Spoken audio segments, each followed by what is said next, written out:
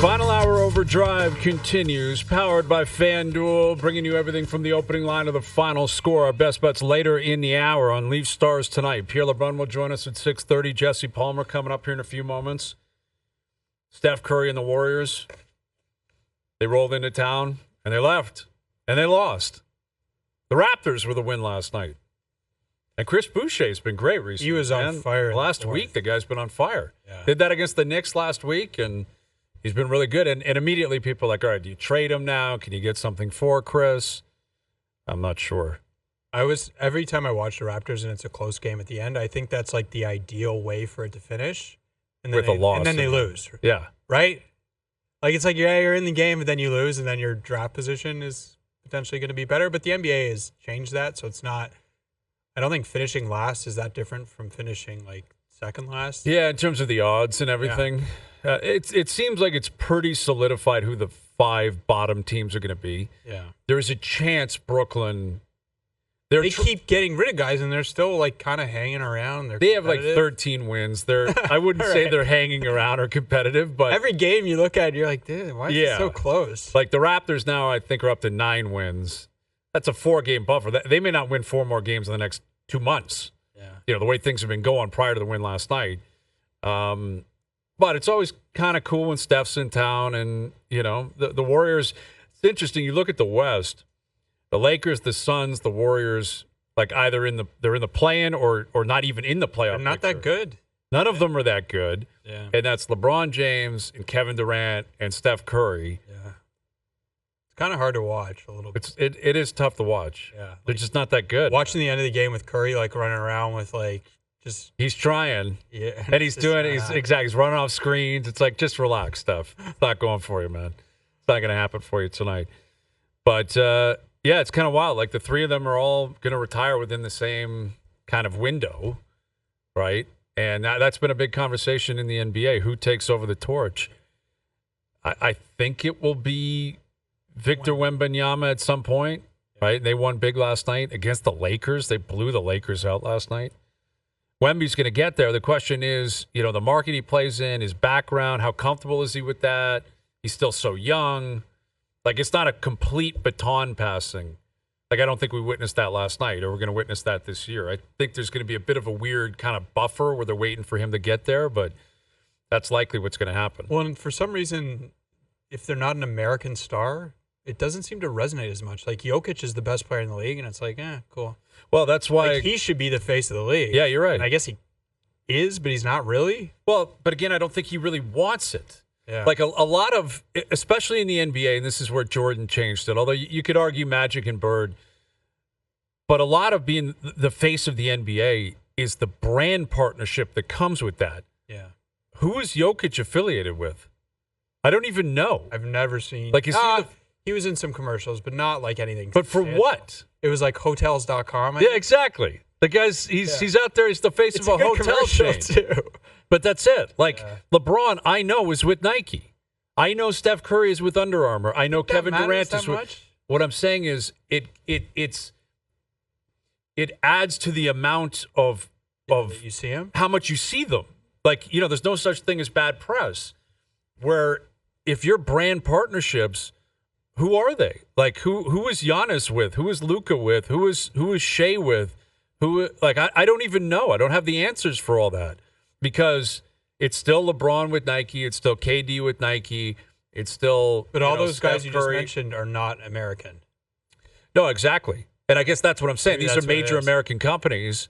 Also, like Nike, it was Jordan, and then it was Kobe, and now it's LeBron. Like, that's been the lineage for the last 30 years with Nike. Yeah. And if you're... Let's say you're Phil Knight, or you're running Nike right now. Who in the NBA are you saying, I've got to have that guy? I've got to have that guy, because they've had the number one guy for 30 years. It's still LeBron. And he's right, but moving them aside. You're right. Like moving LeBron and KD and Steph Curry aside, who is the guy in the NBA that's under 30, where if you were running Nike, let's use them as the example, but it could be anyone, but Nike has predominantly been the king of sports apparel in the United States. Who is it? Anthony Edwards. But he still hasn't taken the next step to greatness. They went on a pretty deep run last year, but he's still not totally there. This year it hasn't gone so well for him. I know. Well, their team isn't. Minnie hasn't been so good. They traded Cat. He's really charismatic. He's really likable. He's fun to watch. But he's not like he's not anywhere close to the level of Jordan, Kobe, LeBron, Kevin Durant. Like nowhere close to those guys. Yeah. So I think again it's a roundabout way of discussing kind of what's happening in the NBA right now. Why the ratings are down? Yeah. Partially. I mean, it is awareness, and they're trying to promote parity in the way that the CBA works now too. And I don't know. There's not going to be super teams and dynasties, and can't make trades. Can't make as many trades. It's more difficult now. All right. So the wild card weekend is over. Thankfully, it was awful in the NFL. It was terrible. We had one good game Sunday night, and even that, like I said earlier, kind of felt a little bit unfulfilling because like two botched snaps basically ended the game for the Bucs. Like, credit the Commanders, good for them. Jaden Daniels, that's a win. Rookie quarterback on the road in the playoffs, amazing. Yeah. The other 5 games were horrible fourth quarters. Like, they just were not compelling. Let's hope that changes this upcoming week. To chat about it, we're joined now by former NFLer, good Canadian boy, our TSN football analyst. Here's Jesse Palmer. Jesse, where do you stand on Sam Darnold and maybe what happened to him in terms of his future, whether it's in mini or the rest of the NFL, based on his last 2 starts? Yeah, it's crazy. It's just amazing to me how much can change in such a short sample size at the end of the year in those last 2 games. And I know it's everyone's talking about now, is Minnesota going to re-sign him or do they let him walk in free agency? And some people are even asking, can this guy even start again somewhere else based on what we've seen these last 2 games? Right. I mean, to me, over the course of an entire regular season, it's really hard for me to ignore over 4,300 passing yards and 35 touchdowns over that stretch of games. He was just so good up until the last week of the regular season against Detroit, and then obviously what we saw this past weekend as well. And I just, the scariest part about what we saw, unfortunately, is that's the stuff you saw when he was on the Jets and the Panthers. It was missing throws, guys wide open, and then taking way too many sacks against the Rams. He held the ball on average, it was something like 4.7 seconds on those sacks. It's just way too much. And I mean, there's check down throws all over the place. And, one of the first things quarterbacks are taught is just take the profit, take the 2-3 yard gain and just, keep second and third down manageable moving forward. And those are things, obviously, Sam Darnold, having played enough in the NFL, knows. I'd like to think that he's going to get a chance again to start somewhere else. I don't think it's going to be in Minnesota. I think this team is eager to give JJ McCarthy a shot. But that was Jekyll and Hyde. That was incredible to see the regression in the last 2 games for Sam Darnold versus what we saw in the regular season. Crazy, man. Like, he couldn't throw a screen pass the last 2 weeks. Like, forget a pass down the field. This guy was underthrowing balls into the flat. Like, it was crazy to see. And you mentioned McCarthy, who they picked in the first round this year, and he had the ACL injury, missed the whole year. You watched him closely at Michigan. Like, if you're a Viking fan and you're trying to find some sort of solace here because you did have a good season, but ultimately it went nowhere for you, can he not necessarily – he's not technically a rookie, I guess, next year, but he will be in terms of actually playing in the NFL. Do you think he has what it takes to step in and take a team that's very good, very well coached, and actually elevate what Sam Darnold did this year? Yeah, I mean, I do, and I think he has a skill set that's pretty unique. I mean, you saw that throughout his career at Michigan. He's got elite arm talent, a much better arm than Sam Darnold does. He's also a much better athlete than Sam Darnold is as well. Now, he's way more inexperienced. That doesn't necessarily mean he's just going to go out and throw to Justin Jefferson for 200 yards a game, and throw 35 touchdowns the way Sam Darnold did this year. But I think his ceiling is definitely a little bit higher. And we've seen quarterbacks, especially this year, rookies, Jaden Daniels, you just mentioned them, who kind of have that similar skill set. I mean, JJ McCarthy is a special athlete at the position. And I think this offense can look a little bit different based on his running ability and the RPO game and zone reads and maybe some more design quarterback runs as well. But, I mean, there's not a throw in that playbook that JJ McCarthy cannot make. I think, and you said it, they have all the pieces around him for him to have success. The big question will be, can he just sort of keep it in the fairway, especially early in the career, kind of put the driver away at times and just not lose games? I think that'll be the biggest question. But the upside to JJ McCarthy is just through the roof. Jesse, on the other side of things in that game, how seriously now do you take the Rams? Well, listen, I mean, I've always taken their offense seriously, and as long as Matthew Stafford's out there and they're healthy at receiver with Nakua and Kupp, I mean, they can go up and down the field, and they can outscore anybody. And we saw that this year late in the season. We saw that against Detroit. They'll score with anyone.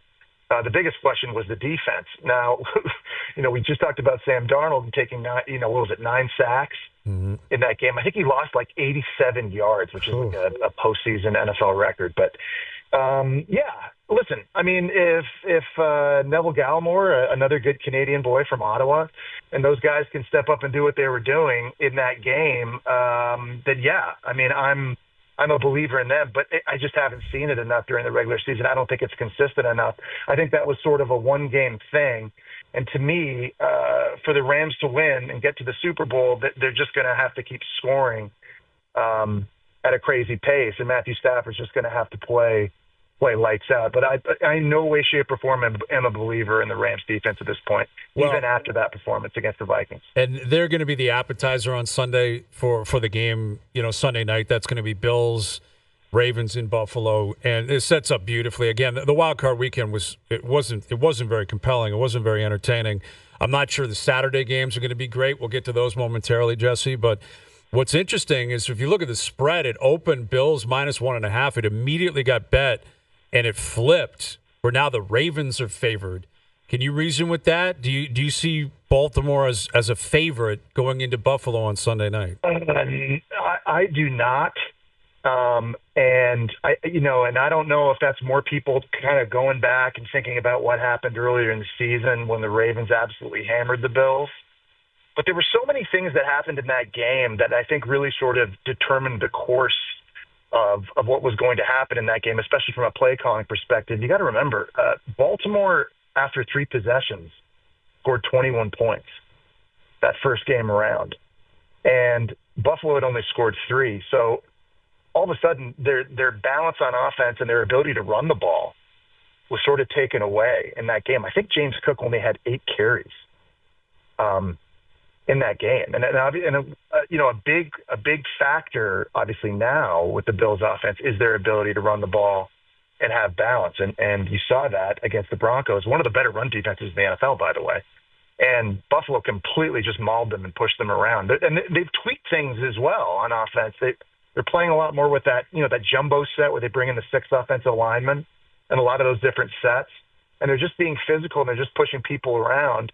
So to me, this time around, it's going to feel and look a little bit different. I think certainly for Joe Brady and as a play caller, to make sure they're running the ball a lot more frequently.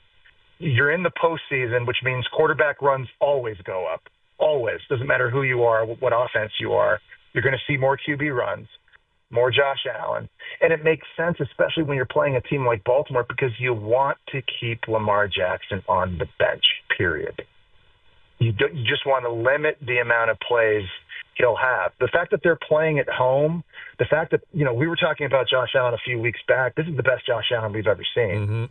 Mm-hmm. The way he's playing at home, Bills Mafia. The only thing that scares, and it's the biggest thing that scares me about the Ravens, is just how hungry, I don't want to say desperate, but it's almost desperate, how Lamar Jackson, I think, is feeling right now about a Super Bowl. Because it really is the only thing missing from his resume, right? I mean, he might win his 3rd MVP. Yeah. He has the Pro Bowls, he has the records and the accolades and the stats and all those things. But the only looming question we ever have about that guy is what happens to him in the postseason. And I almost think he just kind of, I think he's just sort of on cruise control during the regular season to get to this point now where I really feel like he's about to turn it up, which is scary. So I don't know if that's what bettors are feeling and thinking. Maybe Joe Brady's thinking about becoming a head coach. It's hard for me to fathom him not taking this game seriously, though. So to me, it's still Buffalo should be the favorite. Well, Jesse, I'm looking at that box score, and you're right. James Cook ran 9 times. On the other side, Derrick Henry ran 24 for 199. So how do you think having Derrick Henry might change things for Lamar? Yeah, well, I mean, obviously the defense keys a lot more on Derrick Henry, and like we were talking about how quarterback runs go up in the postseason. A lot of that zone read stuff and the RPO stuff for Lamar Jackson to call his own number goes way up, especially considering you're going to be playing in the cold where it's probably going to be really hard to throw the football anyway. It makes sense for me if I'm Todd Monken calling plays for Baltimore. Just let the best player, let the best athlete on the field carry it as much as he can. But the thing about Derrick Henry, too, is he just wears everybody down.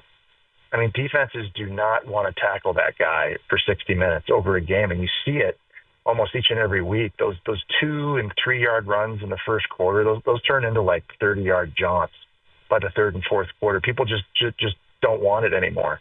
And so, no doubt about it, I mean, his presence, I mean, that's going to test the physicality of Buffalo's defense. No question. With Jesse Palmer, Deion Sanders, head coach of the Dallas Cowboys. What do you make of it, if it happens? I mean, it's funny, right? There's like this trend now with like former players coaching their former teams. You saw it with Gerard Mayo, and now Mike Vrabel's in New England, D'Amico Ryans in Houston, and obviously Prime now getting consideration back at Dallas where he won a Super Bowl. I love it and I hate it. I love it because Coach Prime he's a star, and I don't think any environment or situation is too big for him. I think he can handle it. I don't know if Deion Sanders is a really good X's and O's guy from a game planning standpoint, but what I do know is that players want to play for him. Now, in college, a big part of his success was that fact right there. When he was at Jackson State, I mean, he got his son and he got Travis Hunter, the Heisman Trophy winner, to go play for him at Jackson State. And then when he went to Colorado, those guys followed him, and he had all these transfers, and everybody came in, and they wanted to play for him. Well, the NFL is not necessarily like that. There's no NIL, there's no portal. You can just jump in every year. There's free agency and a salary cap, and there's parity. Best teams draft last. That's how it works. But I do believe there are a lot of free agents that are going to want to go play for Coach Prime if he ends up in Dallas. What I hate about it, though, is that you're still not the star if you're in Dallas. It's Jerry Jones, right? Yep. And I mean, he still runs that team, and he's not just an owner. And he's behind a lot of key decisions. I saw Troy Aikman talking about this week, and I agree with him completely. Jerry Jones potentially handcuffs how you coach and what you're allowed to do and what you're not allowed to do, because it really is, at the end of the day, still about him. He's going to be in front of the microphone each and every week. And, it's like, could Dan Campbell be Dan Campbell in Dallas? Could he go for all those fourth downs and do all the stuff he does? I don't think he could. I don't think he'd be allowed to. I think there's a leash. So, and maybe Coach Prime, listen, I don't know what kind of relationship he has with Jerry Jones from his playing days. It sounds like a really, really good one. And Coach Prime might be able to handle that. But, I don't know if the Dallas Cowboys head coaching job is as attractive as everybody makes it out to be honest. And so, I could see it for sure. I could absolutely see Coach Prime doing that. But you got to remember, too, he's losing some draft picks this year at Colorado. But if he stays, Julian Love, the number one high school quarterback, he's got him coming in this year. He's already there on campus. Like, he's got some really, really good young players and a roster that's getting more and more loaded by the year to make a playoff run. So he's risking leaving what's becoming a pretty good situation in the Big 12 at Colorado as well. So, I mean, it's unique. I mean, it's because it's Coach Prime. Of course, we're all going to talk about it. He's polarizing. The Dallas Cowboys are polarizing, and it's an amazing story. So, I mean, that's a long-winded answer. I love it and I hate it. I want to see it so badly. I think it'll fail miserably. I don't think Jerry Jones, to your point, can get out of his own way. He'll screw it up. I think the fact that Jones is even contemplating this, I'm cynical. It's all about front page. It's all about clicks. It would be a clickbait hire, and that's with all due respect to Deion Sanders. It's just everything is about Jerry Jones, and everything's about getting people buzzing about the Cowboys. It's not actually about winning. That's what it always feels like. And to your point, like, just hire Kellen Moore. Right. He's right there for you. Like, just do what 99% of NFL franchises would do. Get the guy that played for you also, by the way.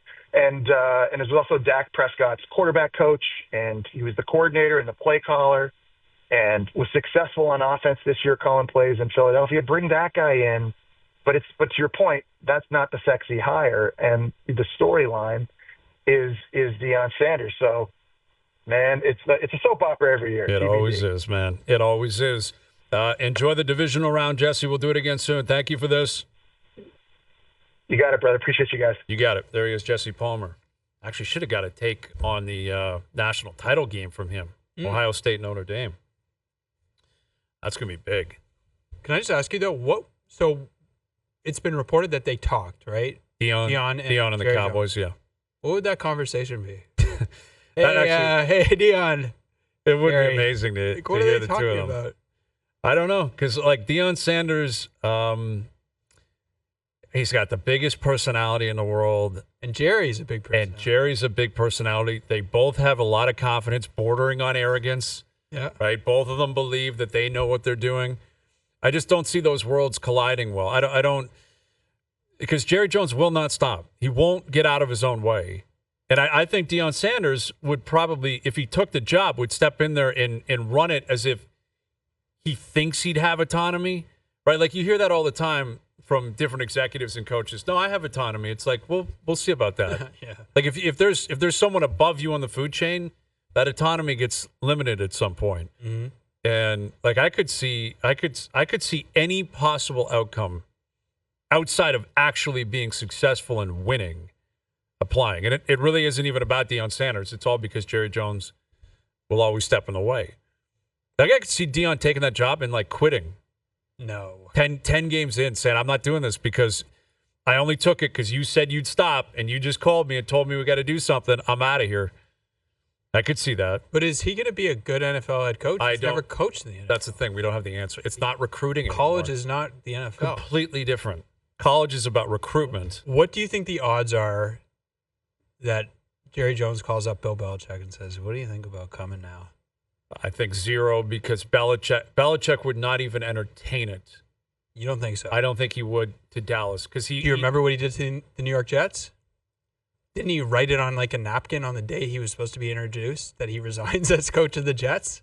Did he? Before he was like about to be announced, I believe. It was that day. Just like scribbled on a napkin, I resign, and then went and coached the Patriots. And worked out well for him. Yeah.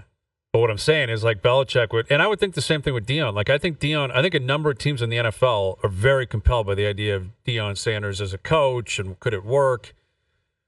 I just think Jerry Jones and the Cowboys is waiting to implode. So how would it need to work? Like let's say you were advising Jerry Jones. He said, I'll do whatever you say. You would tell him like, stop being in the spotlight, stop running the team. Hire a GM, like a real GM, not your family. Or as the coach, like I have final say on everything. That's generally the way the NFL works. Like Mike Vrabel, everything goes through him. Who they're drafting, who they're signing, who they're cutting. He will work with other people. Yeah, he's never going to do that. But that's it, exactly. That's why Belichick would just say, "Stop wasting my time. You're not going to get out of the way." And if I'm Deion Sanders, I'd be thinking the same thing. I wouldn't trust that he's not giving up the keys. Jerry Jones, he's going to make the decisions on who gets paid and who plays and who signs and who they draft. Like, he's not going to stop doing that. And honestly, he doesn't have to. He owns the team. Yeah. Can't force him to do anything. I just would never trust it. But I want to see it because I think it would be incredible theater. Like Deion Sanders, the head coach of the Cowboys. Do you know how crazy that would be? Yeah. The amazing theater. Especially once they got into some spats. That's it. Deion says something after a game, and then Jerry's like, actually, didn't see it that way. That would happen quickly. Right? That would happen quickly. All right, Pierre LeBrun, our TSN Hockey Insider, coming up. His take on John Klingberg and his future in the National Hockey League. And Leaf Stars tonight. We'll get to our best bets as well. OverDrive continues. TSN 1050 and on TSN 2.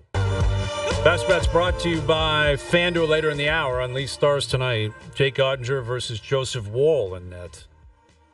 Both Americans, both in the U.S. program at the same time. I guess they were both out for dinner last night. Yeah, buddies. Both played really well the last time these two teams played. Joseph Woll was outstanding. It's a tough game, though, man. Dallas has won. They had won 7 in a row before losing to Ottawa on Sunday. They don't give up really anything. Mm-hmm. They don't score a lot. Yeah. But the Leafs are coming off 2 losses, and outside of Mitch Marner, everyone seemed to kind of be disappointed with the way they played the other night. Mitch was okay with it. Mitch was fine with it. I was standing there outside the scrum just saying, like, oh, no. Come on, man. No, don't Such say a layup that. for you, man. No. Just such a layup on a Saturday night against a Canadian team. Yeah. You know, just say it wasn't our best. We'll get back at it. All right. Because here's the thing. Like, the Leafs, there are no juggernauts in the East right now. So I was going to ask you that. None of them. We at The Athletic had to make some – we do predictions throughout the year. We update it.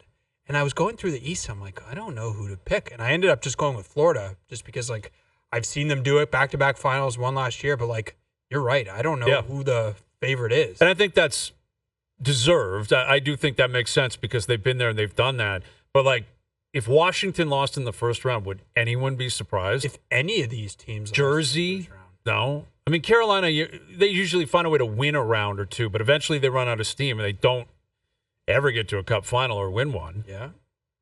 Florida, they lost again last night to Philly. They haven't looked as good. They haven't looked great. Tampa's been okay. Boston's a mess. There's just it doesn't appear to be a juggernaut. So if you're the Leafs, you're like, all right, lost 2 games in a row, still have a 3-point buffer on the division, well into the playoffs. Figure it out. Here's Pierre LeBrun, our TSN Hockey Insider. Pierre, I'm sure you're a part of that athletic vote. Who is your top seed in the East right now? I'm actually not. I always forget to fill those out. You just don't fill it out. I see. Lazy. Oh, that was bad. I should not have admitted that. Let's do you have an answer play it for back. us? Just make it up. Let's do it now, and I'll send it to Myrtle or whatever. What was your question again? Who's the best team in the East, in your opinion? Oh, I tell you, the team everyone's cheering for is Columbus Blue Jackets. What a story. Yes. Oh, my goodness. Amazing. I got to tell you, it is unbelievable where they are, given how their year started and the tragedy. It's just such a superb story. But best team in the East. That's the wrong way to ask it. No. That's not the. Okay, which team do you think is going to come out of the East? Which team will be in the final? Well, I picked a New Jersey Dallas Stars Stanley Cup final in September, so I got to stick with it. So I'm going to go New Jersey. That's pretty good, man.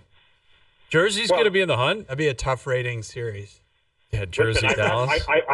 I've had some of my Stanley Cup predictions from September go down in flames by the holidays, so that one's still alive at least. Yeah, that's not a bad choice. I had Dallas in the Cup final, so I think I picked them to win the Cup this year.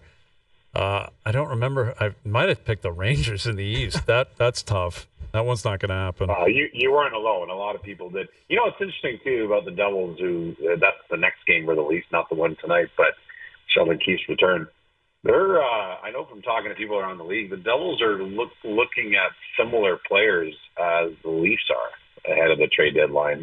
Both organizations looking for, essentially a third-line center type, among other different fits, but a lot of the same names. So a little in-conference rivalry there between the Devils and Leafs, perhaps ahead of the deadline. So something to monitor. Yeah, I like that because Brad Treliving was speaking the other day, right? Mm-hmm. Said they're looking for like a middle 6 forward, right, with some versatility. Center more or less. Like that's kind of how it was phrased to him. Yeah. Someone who can score, someone who can they're looking for a good player. Great. Someone who can score, someone who's reliable defensively. But they're not alone. Like this conversation indicates that there's like every team in the East, and I would guess the West as well, but focusing on the East, no team can feel great about the way they're built top to bottom. Not that you ever necessarily can, but Come on. No question. I mean, I think both Florida teams will try to add a defenseman, for example. I mean, the Panthers, as we know, lost Montour, lost a few other guys. So the Panthers are just waiting to get close to March 7th. But the Panthers would like to add to the blue line. The Lightning would like to add to the blue line. The Devils we just talked about would like to add a bottom six center. The Hurricanes are looking at both goaltending and adding a little offense in the Metro. So, yeah, I mean, everyone's got their shopping list out in the East. Chris Johnston, I'm seeing tweeting out that the Tampa Bay Lightning say that Brayden Point will be scratched tonight after missing a team meeting, which I got a great appreciation for that. That's a guy who's won 2 cups, been there forever, missed the meeting, and John Cooper's like, you're not playing. Like, that's a Belichickian move, man. Didn't the Leafs do that with Nylander a couple years ago? Well, he was late. Remember there was an issue with the phones. It was one of the 2 companies. I can't remember which one. Let's say Rogers. Why not? We'll go with Rogers.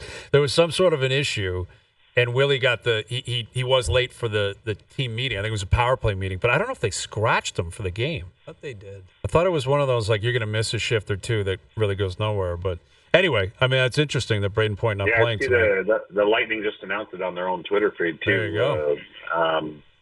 And CJ tweeting about it as well. That doesn't happen every day, especially for a guy whose reputation is absolutely spectacular in terms of his seriousness to the craft and his leadership and everything else. I mean, the guy is one of the first 6 players taken by Team Canada last June for First Nations, right? I mean, listen, this is a blip, obviously. Well, let's be real. But there's your meritocracy in Tampa. They've always talked about that there. Absolutely. So John Klingberg is going to make a return to the NHL. Is that how we're phrasing it? Like, is he trying to get back into the NHL, or he will get back into the NHL? Well, I mean, he's trying, and we wish him the best. Obviously, recovering from hip resurfacing surgery, not easy, But there is strong interest, as Darren Dreger first reported today, and it'll be interesting to see where he ends up, because if he can get his health and all signs point towards him feeling better and better, but he can help a power play, and there's a few teams that could use that, especially because he's not going to break the bank just trying to get his career back going and playing for the rest of the year. So it'll be interesting to see, and interesting that Canadian teams out for Dregs are involved. Toronto, Ottawa, Edmonton. I mean, the Oilers for sure will try to add a piece or 2 in the blue line before March 7th. I talked about that on IT last week. With the Leafs, aside from power play woes, by the way, they know the guy. He didn't play, obviously, for them a whole lot. But when a player, whether he's injured or not, spends time with an organization, you get to know everyone, and there's a comfort there. So not surprising to me that the Leafs are involved as well, potentially. How do you think, like, a player would come back after that injury? It's January 14. It feels like it's, like, almost too hard to imagine him being able to play, no? No, I don't think that if teams are having these discussions, I don't think that they want to waste people's time. I mean, there has to be some level of belief that he can play before the end of the year, is my sense. Otherwise, they wouldn't want this out there like that. But still, Jonas, to your point, hip resurfacing surgery is a serious thing. I mean, on the one hand, Patrick Kane has recovered pretty nicely from it, right? Here, this, like, you talk to players all the time. If you miss, like, training camp, they're like, you're so far behind. He's missed, like, more than half the season, and he's not back right now. You know what I mean? Like, yeah, it just seems like a long shot. It's not a slam dunk, if that's what you're trying to get me to say. Of course not. What I was going to say is, while Patrick Kane has recovered from it, and Nicholas Backstrom really did not, right? So it's hard to tell from this type of surgery, depending. And every surgery is different. You got to be careful about I don't have a PhD, as you guys know. It's just because it's called hip resurfacing doesn't mean that every player had the exact same surgery and is recovering the same. But still, those are just examples that we know of. So, yeah, and the other thing is that teams tend to be like, sharks in the water when there's a free asset available, because it's hard in the cap system to get your hands on players. And that's the other part of the interest, probably, is just finding out where he's at and what it would cost. With Pierre, LeBrun, our TSN Hockey Insider. So what else is coming out of insider trading? I know you guys we're taping it, I believe, this afternoon. Yes. What else do we got? Yeah, I had an item on. It's funny because we get to this time of year and you start seeing names and reports, and listen, a lot of it obviously has meaning because it's teams are talking. But one thing that I tried to clear up, we'll see if I did or not, but Rasmus Anderson's name has been out there for the Flames, and the reality is Calgary is telling teams we're not trading him. And I don't know why it started. It might be because they sold off so many players last year that teams just figured they would keep doing that. But, Calgary wants to keep him. He's got another year and a half on his deal, and they actually want to try and extend him this summer. We'll see whether or not they're able to. But for now, they're in a playoff chase, number one, which they weren't a year ago when they were selling off parts. And he's not a pending UFA. So I think, Flames GM Craig Conroy is trying to alert teams to not call him. Stop bothering me. Yeah, and he is, and my understanding is he's even gone to Anderson himself and said, listen, don't listen to this stuff. We want to keep you around. So it's always an interesting time of year that way because there's a ton of stuff for sure that's coming down the pipe, but sometimes you have to sort of iron out the situations that for some reason become a story when maybe they shouldn't. Yeah. Well, he's a pretty good player, though. I have a question for the two of you. What do you think the highest that Connor Hellebuyck has finished in the Hart Trophy voting? You don't get to vote, Hayes. Pierre and I do, so we're not going to make you feel bad. Okay. You guys have power over me. How high do you think he's finished? 7th. Good guess. I was gonna say 6th. 6th is the highest he's finished. So I ask you, Pierre, do you think he actually has? I got that. You're right. He's finished 6th twice, actually. I guess my point is he's having a great year, but do you actually think he can win or be a finalist? It just seems to never happen. Mike Johnson and I think, share a brain on this. I think for me, when goalies win the Hart, it has to be such a spectacular, legendary year that Carey Price won the Hart. I don't think anyone batted an eye, right? I mean, after a mediocre team that he basically willed. The Jets are not a mediocre team. They certainly have issues at times that he covers up for. But they've got a lot of talent on that team, right? So it's one of those subjective things. It's when Price won, it was sort of like, wow, he's Superman, right? And I think that's the Dominic Hasek. I don't know if I get that vibe. I mean, to me, Draisaitl right now deservedly getting the most hype, I think, for the Hart. McKinnon.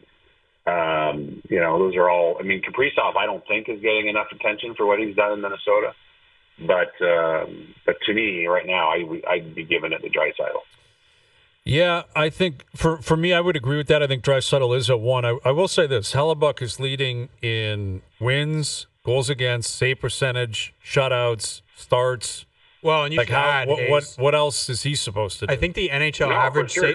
And I get your thing about the aura. Let me ask you this. I guess let me finish the point. Carey Price was probably different because, yes, the Habs had no other superstars or even stars. Yep. But Shesterkin was nominated a couple of years ago. Hellebuyck is just as good as he was 2 years ago. Yeah. And Shesterkin, it was he's got to be in the top 3. Of course he's going to be in the top 3. Hellebuyck would deserve to be in the top 3 for me right now. For sure. Because, again, I don't see a magical season from McDavid. Matthews isn't going to score 69. None of these guys are going to have 100 assists this year. It just kind of feels like it actually sets up better from a narrative perspective for a goalie to finally do it.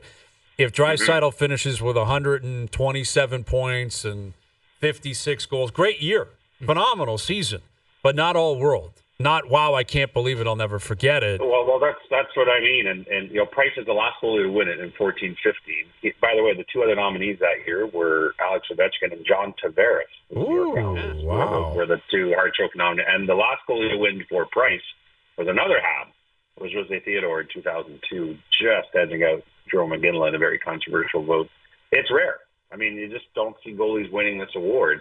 I don't disagree with anything you said, Hayes. I just think it's, when Hasek won the Hart, he won it in 97 and 98. It was like, what are the Buffalo Sabres without Dominic Hasek? Yes. All due respect, right? Mm-hmm. So it always feels like, those that Habs team of 2002 with Theodore, that Habs team should not have even been in playoff contention at all. And so it takes sort of a Herculean effort sometimes by a goalie to say, well, that's the MVP. The thing that's silly about it all is I think the MVP almost every single team alive is a goalie by definition. Yes. like you don't win a cup with, I don't know. And so I think it's like the pitchers in baseball have the Cy Young. They don't, how often does the pitcher win the MVP? It's sort of like the goalies have the Vezina. Yep. There you go. Yep. That's all Valid. you need is the Vezina. Yep. And I'm not saying that's the way it should be, but it just seems for a goalie to outkick his coverage and get past the Vezina, which is a very, very important award for a goalie. It seems like it has to be completely out of this world for sure. That's 100% valid. And there's still a lot of runway left this season to see how it all plays out. All right, Pierre, we'll leave it there, buddy. Great stuff as always. Thank you for doing this. All right. I am not in contention, by the way, to be the next head coach of the Dallas Cowboys. No? I know people are asking. What would you think of Deion Sanders, head coach? I think it'd be fun. I mean, listen, he turned around the program in Colorado. Players seem to love playing for him, but college is college. NFL is NFL. I mean, the Cowboys once hired Barry Switzer from college and won a Super Bowl despite him. But, yeah, I don't know. I was hoping the Rams would lose last night. You know that, Say. I was hoping the Rams would lose. Sean McVay might get tired of coaching the Rams. Not going to happen, man. That's not going to happen. Not going to happen. That's my dream. Yeah. All right, buddy. Keep dreaming. Thank you, Pierre. All right. Pierre LeBrun, our TSN Hockey Insider. Don't forget, every incredible playoff moment on TSN is powered by Bud Light, a refreshing taste that's easy to enjoy. Tune in game day for pulse-pounding action. Come back with our best bets powered by FanDuel. And, of course, we've got the Leafs and Stars tonight on TSN. Be a good game tonight. All right, we'll come back with that. Tee up the game one more time. OverDrive continues. TSN 1050 and on TSN 2. All right, today's best bets are powered by FanDuel. Make your picks and assemble a same-game parlay in seconds on the FanDuel Sportsbook app. Austin Matthews is the theme tonight. Anytime goal scorer, I think he gets on the board tonight. 4+ shots on goal. He's got to get going here. He's got to wake up. I haven't loved his last 2 games. Mitch Marner, they got Steven Lorentz playing with him tonight. He historically plays pretty well against Dallas. Austin does. They've been shut out now all of a sudden 3 times. They never got shut out. For years, they never got shut out. It's 3 times in the previous 5 seasons. Yeah. And they've been shut out 3 times in 40, whatever. This year already. Yeah. That's crazy. It's like 3 times in the last 25 games or something, 30 games. And again, it never felt like they were close on Saturday night. But I think Matthews scores tonight. I think he's buzzing tonight. He's got to get going. Marner has to have a better game. I think it'll be a good game tonight. That parlay paying plus money. Today's best bets powered by FanDuel. Live same-game parlays are now available for every NHL game on the FanDuel Sportsbook app. Please play responsibly, 19+, physically located in Ontario. I would throw in a Lawrence goal. Steven Lorentz, I like that idea. Good moment. That's the idea. Okay. Spark some energy. What's that paying, I wonder? Got to be big plus 4 money. goals. I know he's playing with the big boys. Yeah. They may not even offer odds on that on FanDuel. Yeah. That may just be are you nuts? Do you think we're wasting our... No, they don't even have an odds for that. That's disappointing. Nick Robertson might be worth a sprinkle tonight, too, against his brother. Against his brother, yeah. Yeah. He scored against them, too, in the past, I believe. Yeah, he did. In Dallas, he scored. Remember, their parents were there? And yeah. Are his parents up here for this game tonight? You'd think they'd want to make that trip. You'd hope so. I would think so. Okay. All right, Jonas. Well, let's see what comes of it tonight. Should be interesting. And then you got a bigger-ish game on Thursday. Big game with Sheldon Keefe in town. Yeah. He'll get a full montage and everything. I don't know. I was thinking about that. It hasn't, there haven't been enough coaches to come back. Yeah, exactly. I don't really have a reference point. Babcock never came back. He wasn't going to. He would have got one, I guess, if he came back, even with Columbus, if he survived. I think you do it. He was a coach here 5 years. He's the most successful regular season coach in team history. Yeah. Sheldon deserves it. Did win around. And he was really good coach. Guy. Handled everything well. Absolutely. Yeah. Get Sheldon Keefe a montage. Or at least, maybe not a montage, but at least a moment of, hey, welcome back. Thank you. Yeah, thanks for coming out. Okay. That's what it should be labeled. Thanks for coming out. They did one when Chicago was in town, and it was Brody and Bertuzzi, like the two players who would least want to be recognized. Yeah. They're just like, yeah, thanks. No time for media, spotlight, personality, nothing. Yeah. Just double it up. All right, we'll see what comes of it tonight. Good seeing you, Jonas. Thanks for doing this. There's Jonas Siegel of The Athletic. Thanks to everyone behind the scenes for helping out. We appreciate it. Everyone for tuning in today. TV, radio, podcast, web. We appreciate that. We're out of here. Enjoy your evenings. Enjoy the games tonight. We're back tomorrow at 4 p.m. We'll chat then.